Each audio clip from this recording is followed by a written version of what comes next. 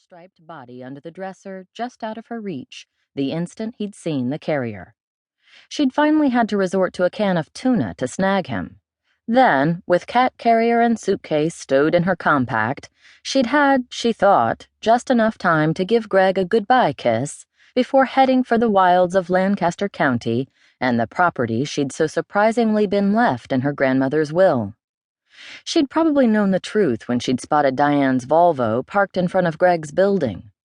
Her head just hadn't been able to convince her heart. She'd had to see for herself.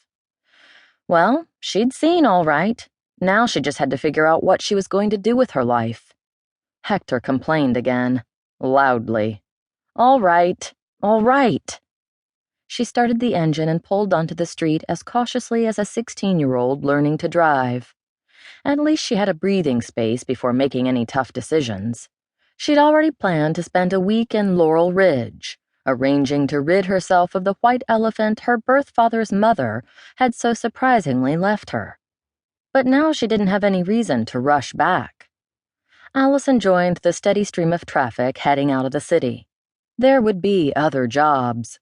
One thing she could say about Di, her code, whatever it was, might allow her to poach a friend's man, but she wouldn't stoop to withhold a glowing reference, even if it meant Allison would be decorating multi-million-dollar homes for one of her competitors. As for Greg, well, apparently he didn't live by any code at all except the whim of expediency.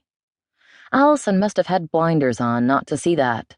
Still, it was easy to be dazzled in the early stages of love, or whatever had passed for love between them. Several hours later, Allison had begun to think she'd also had blinders on when she'd read the map and decided she could reach Laurel Ridge before dark. The April evening had quickly faded, and only the faintest glow on the western horizon remained. She seemed to have been wandering past fields and forests on a two-lane county route for hours, and the sole vehicle she'd passed in miles had been an Amish buggy. The GPS she relied on was not helpful. Its metallic voice hadn't contributed anything in the past half hour but a persistent recalculating that was nearly as annoying as Hector's raucous complaints. When the cat started sounding like a rusty hinge, it meant the situation was getting desperate. Her tired brain played with the idea that Laurel Ridge didn't exist, that her legacy was one last spiteful act on the part of the grandmother who'd never acknowledged Allison's existence while she was alive. Pondering the possibility, Allison nearly missed the sign. She stopped, backed up, and read the word she'd been looking for. Laurel Ridge, 2 miles. Relief swept over her, and she put the car in gear. Cheer up, Hector. The end is in sight. A doubtful scratch at the carrier's door was his only response. A few minutes later, she was driving down Laurel Ridge's main and maybe only business street. Storefronts were dark and foot traffic non-existent. Apparently, Laurel Ridge shut down early. The only sign of life was a cafe, and across the street, a bed and breakfast with a porch light left on. Probably for her, since she'd booked a room there for the week. As she pulled to the curb, Allison's gaze was caught by the building next to the bed and breakfast. In contrast to the homey Victorian charm of the white clapboard inn, this building loomed over the street. 3 stories of Italianate classic architecture dwarfing the smaller buildings around it. She could just make out the brass plate attached to the wrought iron gate. Blackburn House.